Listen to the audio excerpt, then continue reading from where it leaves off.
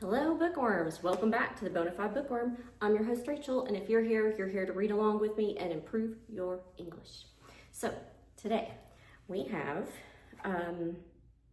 no more laws. So, I went to grab the next federal law, and yeah, we're at the end of them. So, our federal animal protection laws are, again, the Animal Welfare Act, the 28-hour law, the Humane Slaughter Act, aka Humane Methods of Livestock Slaughter Act, the Endangered Species Act, the PACT, the Lacey Act, and the Swine Health Protection Act. So those are all just our federal laws that protect animals. There are state laws, which we can investigate there if you'd like. But I did go back and do some research on cows, because I don't know if you remember, but one of the laws says that, I believe it's the Humane Slaughter Act. Yeah, the Humane Slaughter Act, that animals need to be unconscious before they're slaughtered, just to prevent any pain or anything like that. So I went back and looked at that because for some reason I had it in my head, like, and this is probably kind of graphic, so if you want to skip ahead just a little bit, you might want to do that. But I remember a long time ago watching something where they put cows in kind of this, I don't know, I think I want to call it a shuttle. It's not a shuttle. It's like a line, and it funnels them down to this bolt thingy, and I thought at that time that was actually like going poof and killing them, but apparently actually that is like this bolt thing that jolts their nervous system and is supposed to put them unconscious or put them in a state where they don't feel any pain, and then they're slaughtered. So I went down a rabbit hole with all that, and I won't bore you with that or disturb you with that, but there's all kinds of different devices that they can use to shock the animal so that it goes unconscious before it's slaughtered. And apparently years ago when I was looking at that, that's actually what I was seeing. I wasn't seeing them actually kill the cow. So that's on me. So now I understand. So yeah, I don't have any more laws to share with you today. So we'll just get into Saving Sadie. By Joal Derse Dauer with Elizabeth Ridley. And when we left off, Joel's sister Marnette, who is her powerhouse pushing Saving Sadie, was in town visiting and meeting Sadie for the first time. And that's pretty much where we're at. So we'll pick back up. We're on page 128. Friday, July 6th, the day before Marnette was leaving. Oh, I read that sentence wrong. Let's start over. Page 128, Friday, July 6th, the day before Marnette was leaving, was the second jammin' on Janesville, following the first one a month earlier in June. If anything, July's jammin' on Janesville was even busier than the previous one, and Marnette reveled in the live music, the crowds, the food, the nonstop party atmosphere that filled block after block of Janesville Road. Marnette joined Sadie and me at our station at the booth in front of Dr. Jody's clinic, greeting visitors and handing out Sadie's business card to everyone who passed by. I was humbled and amazed by how many people were coming to see Sadie again after having met her at the last jammin', and how many people were seeing her for the first time, determined to meet that amazing dog in person after reading about her in the newspaper or online. It looked like all of our intense outreach efforts were finally starting to pay off as people asked to meet the famous Sadie. Sadie, for her part, was an absolute star, once again showing no fear, irritation, or fatigue as she sat up, tall and steady, in her little Tykes green plastic wagon, a yellow bandana knotted jauntily around her neck, as grown-ups poked and stroked and petted her, and inquisitive children squealed and grabbed onto her fur, asking all kinds of questions about what was wrong with her, why she couldn't walk, and so on. In the midst of all this, a petite 40-something woman with long blonde hair approached me. introduced herself as Lisa, and asked if her friend and patient Noah could say hello to Sadie. Noah was a towering African-American man in his mid-30s with a muscular build and trim mustache and beard. His deep-set, dark brown eyes looked lost and vacant, filled with inexpressible sorrow. I sensed immediately that Noah had some special needs and would do better in a more private setting, engaging with Sadie one-on-one without all the noise and commotion of the street fair. So, leaving Marnette to man our station, I pulled Sadie in her wagon to a quiet, shady corner beside the clinic and away from the road, with Lisa and Noah following close behind. "Hello, Noah, I'm Joel," I said, looking into his eyes and smiling once we had found a good spot to talk. I lifted Sadie out of her wagon and laid her in the grass. Then I sat down beside her and motioned for Noah to sit as well. "This is Sadie," I said gently. "She likes it when you pet her, see?" I ran my hand over Sadie's head and down her back to demonstrate. Shyly at first, Noah reached out and patted Sadie's head, then touched her again and let his hand rest there a moment longer. Sadie, for her part, seemed mesmerized, looking right at Noah, staring into his haunted brown eyes with a kind of recognition as she drank in his attention. As Noah and Sadie bonded, Lisa sat down in the grass beside me and told me Noah's story. 6 years earlier, in 2006, Noah had been working for a defense contractor in Iraq. At the height of the Iraq War, when he'd suffered a traumatic brain injury after being shot by a sniper. Noah had been riding in a truck as part of a convoy when a bullet from an AK-47 entered through his right ear and ended up lodged deep in the center of his brain where it could not be removed. Noah was flown back to the U.S. on life support and not expected to survive, Lisa continued. He's had multiple surgeries and infections, too many to count. He still has some right side paralysis and language issues, but he has learned to walk again and his speech is improving. He's made amazing progress, but he still has a really long and rough road ahead of him. Lisa explained that she was a registered nurse who owned a place called Acres of Hope and Aspirations, a small farm and rehabilitation center nearby where Noah was just one of many people she was working with to overcome brain injuries and disabilities. With tears in my eyes, I excused myself for a moment and went to get Marnette from the booth out front, telling her she had to come see what I was seeing.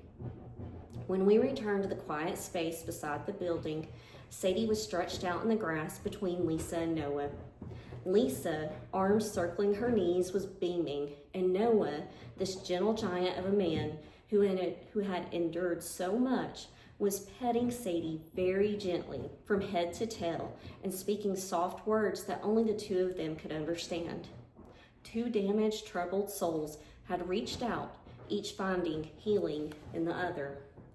"This is absolutely incredible," I whispered to Marnette, shaking my head as goosebumps rose and a chill danced down my spine.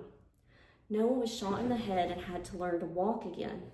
Sadie was shot in the head and is learning to walk again. They have a bond.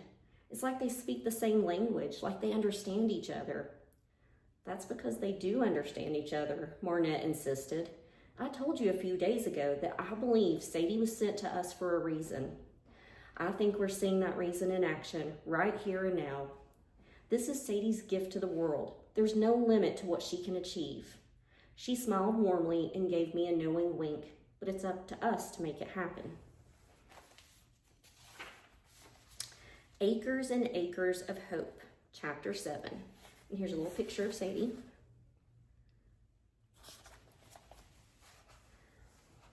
Watching the way Sadie interacted with Noah, I knew Marnette was right.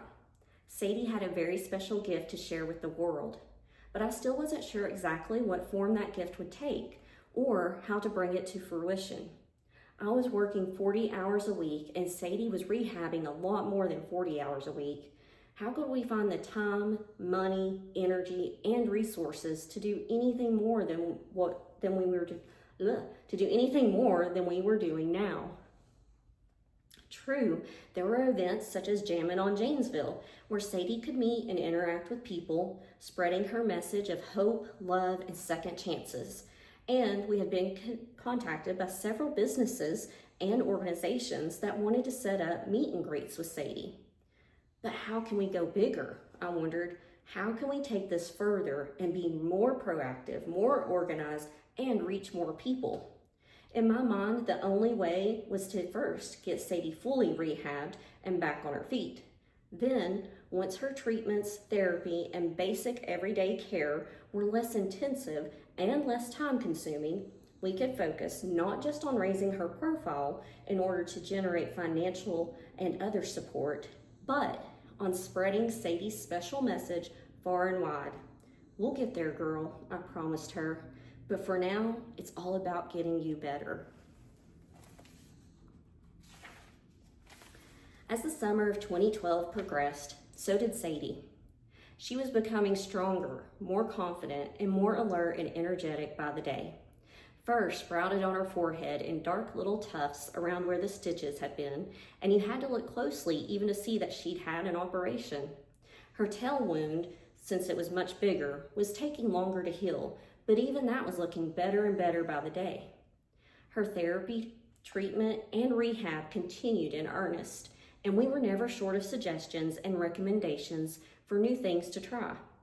For example, one of Sadie's followers sent us an illustration of a dog with numbered points located on various parts of the body, along with instructions on how to do Jinshin Jujutsu, an alternative therapy designed to harmonize the life energy in the body by using one's fingers to hold and release the body's blocked energy points.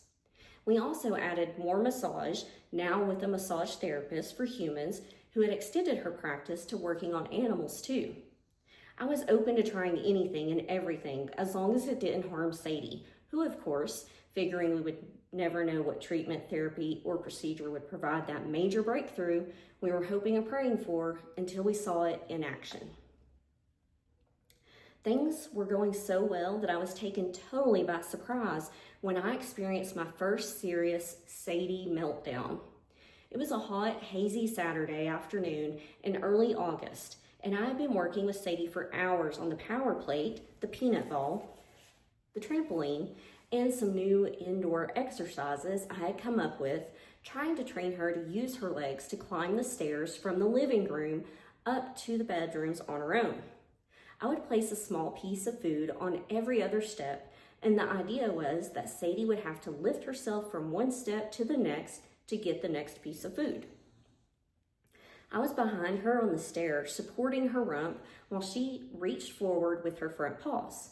We had gone up 2 steps, very slowly and awkwardly, but now she had stopped, all 40 plus pounds of her, and was absolutely refusing to move.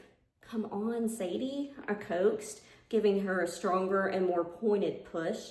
Just one more step for me, okay? I pushed again, bracing my back and straining my muscles as sweat poured down my forehead. Sadie plopped down on the step and folded her front legs beneath her. The gauntlet had been thrown down. Clearly, she had no intention of moving.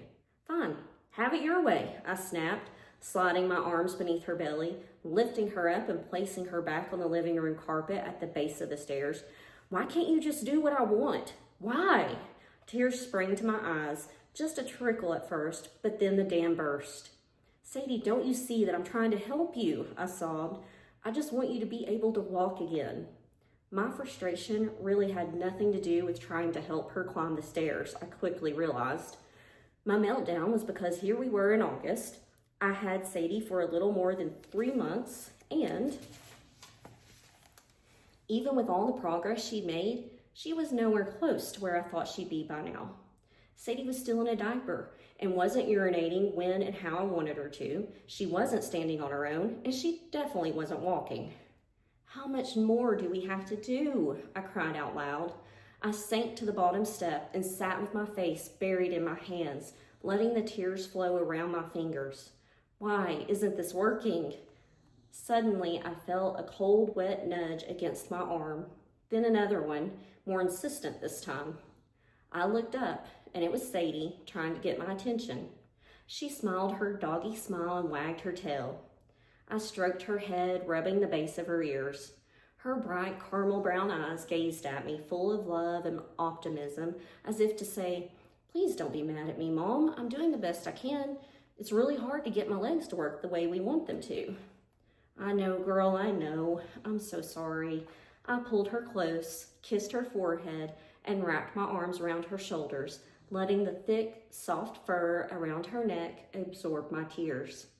I realized that I was probably just stressed, overly tired, and in desperate need of a break. It wasn't fair to take my frustrations out on Sadie, so I phoned my dog sitter, Jeff, and asked if he would come and take Sadie for the day. "I'll do better than that," he promised over the phone, and I could hear the smile in his voice. "Pack an overnight bag for Sadie, and I'll bring her back tomorrow morning." I hung up the phone with a sigh of relief. Jeff to the rescue. Slightly built and soft-spoken with short brown hair and glasses, Jeff, along with Marnette and Dr. Jody, had become a vitally important member of Team Sadie. A Vietnam War veteran now dealing with very serious health problems, Jeff and I first met years ago, back in the 1980s, when he, his ex-wife, and I were all members of a Corvette club in Milwaukee. Yep, that's me, always into cars.